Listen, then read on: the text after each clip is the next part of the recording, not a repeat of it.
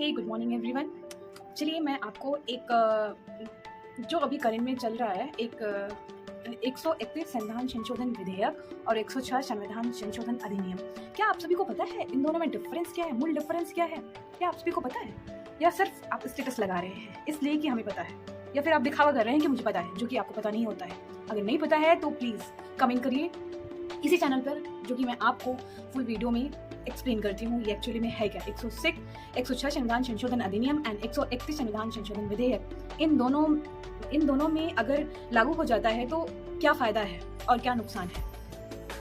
ठीक है गाइज, अगर आपको जानना है तो कमेंट करिए। Thank you, bye bye, take care, मिलते हैं फुल वीडियो में, बाय बाय। चलिए गाइज मैं स्टार्ट करती हूँ। 131, ठीक है, कॉन्स्टिट्यूशन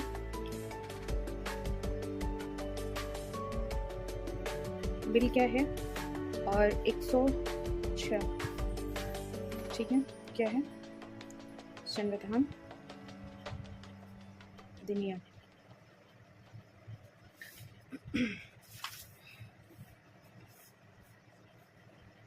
संविधान संशोधन अधिनियम, ठीक है, यहाँ भी वही है।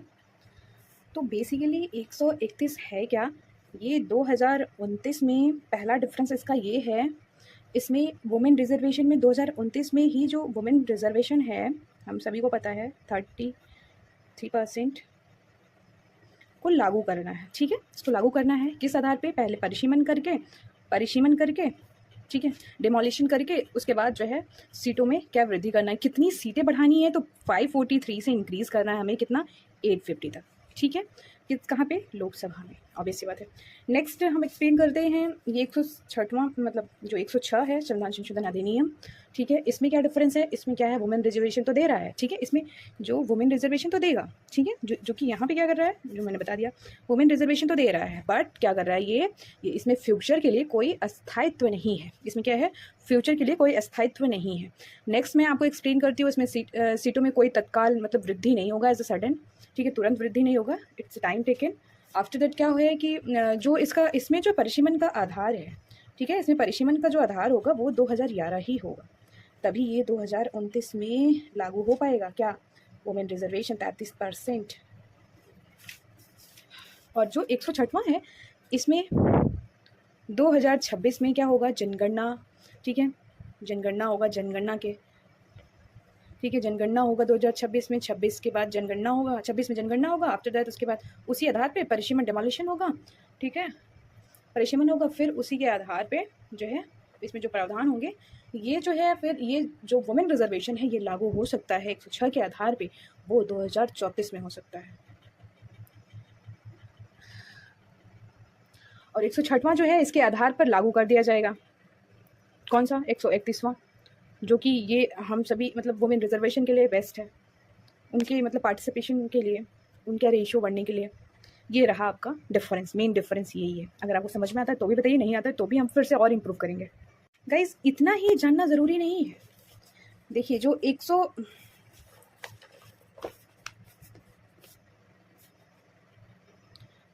131 संविधान संशोधन विधेयक जो है, ठीक है, 131 जो संविधान संशोधन विधेयक है जो प्रस्तुत किया गया है, ठीक है, इसको प्रस्तुत किया गया है, और जो हमारा क्या है, असमर्थ रहा है। क्यों रहा है, पहला हम बताते हैं।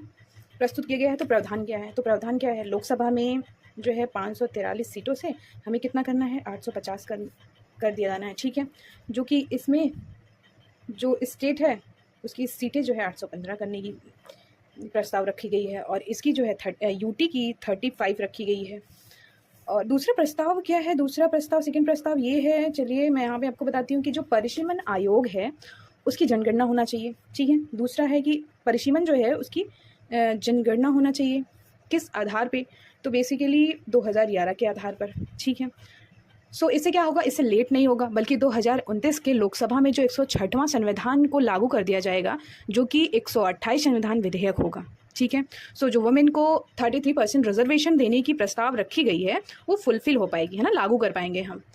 फिर होता क्या है, ये किस आधार पे होता है, हम सभी को पता है, ये बेसिकली पॉपुलेशन के आधार पे होता है, जो कि हमें पता है संसद में जो रिप्रेजेंटेशन है वुमेन की वो 74 है। अभी पूरी अगर लिस्ट निकाली जाए वो कितनी है, वो 74 सीट है। और क्वेश्चन ये उठता है कि अगर क्योंकि जो सत्ता पक्ष की है वो तो मतलब उसकी बहुमत होती है संसद में, तो वो क्यों नहीं लागू किया? क्योंकि यहाँ बहुमत नहीं मिली। कितनी सीट मिली, कितनी सीट ही मिली इसमें? चलिए गाइज, आप सबको समझ में आ गया हो तो नेक्स्ट अब मैं बता देती हूँ परिसीमन आयोग क्या होता है। ठीक है, परिसीमन आयोग क्या होता है, आयोग क्या होता है। इग्नोर प्लीज़, राइटिंग इग्नोर करिएगा, बस मेरी फोकस है आपको एक्सप्लेन करने की। पहले बात हम सभी को पता होना चाहिए, परिसीमन आयोग जो है वो यह क्या है, एक कॉन्स्टिट्यूशनल बॉडी है। ठीक है, क्योंकि हम क्यों कहेंगे कि ये एक कॉन्स्टिट्यूशनल बॉडी है, परिसीमन आयोग को क्यों कहेंगे? क्योंकि इसका संबंध क्या है, इसका संबंध जो है, रिलेशन इसका संविधान से है। संविधान से कैसे है? क्योंकि यह आर्टिकल 82 में है, 82 में आर्टिकल में इसको दिया गया है। ठीक है, इसका मतलब क्या है कि संबंध आर्टिकल से है। ठीक है, सो उसका कॉन्स्टिट्यूशनल बॉडी कहते हैं। नेक्स्ट क्या है, इसका गठन कौन करता है? हम सभी को पता होना चाहिए कि इसका गठन कौन करता है।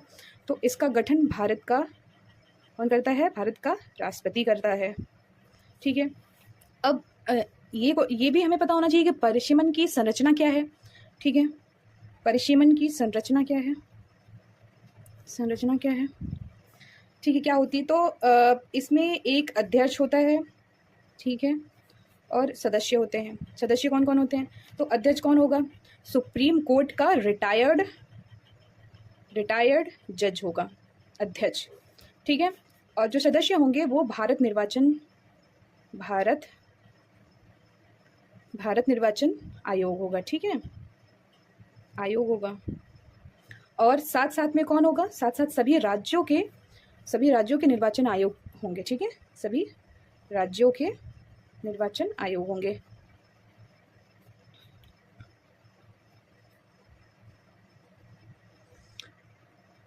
अब तो ये मैंने बता दिया। अब नेक्स्ट आपको बताती हूँ कि जो परिसीमन है, ठीक है, जो परिसीमन है